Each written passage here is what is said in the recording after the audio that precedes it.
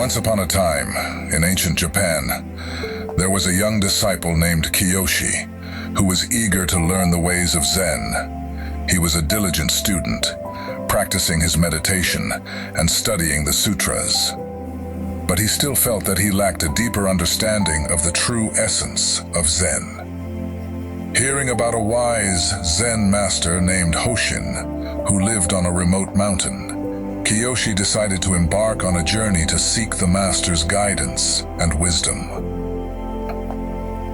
After a long and arduous journey through the dense forests and steep mountain paths, Kiyoshi finally arrived at Hoshin's humble abode.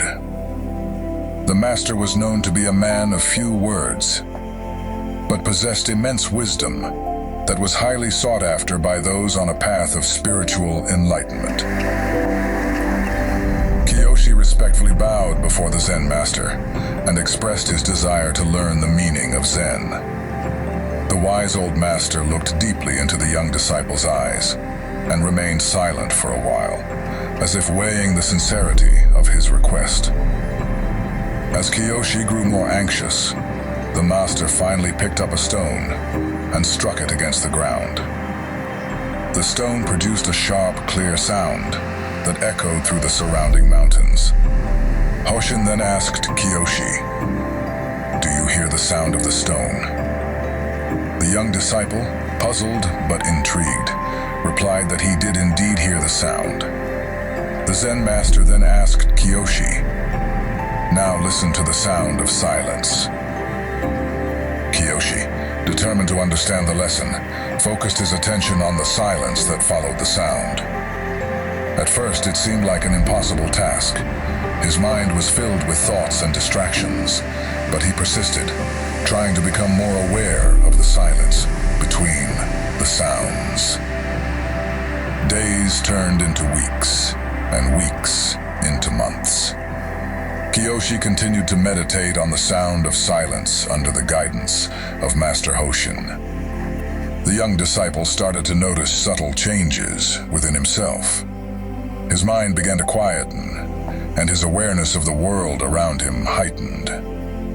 Kiyoshi discovered that silence was not merely the absence of sound, but rather a profound presence that had the power to reveal hidden truths.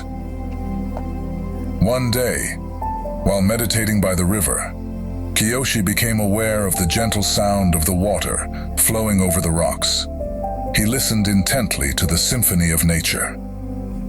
He heard the sound of silence.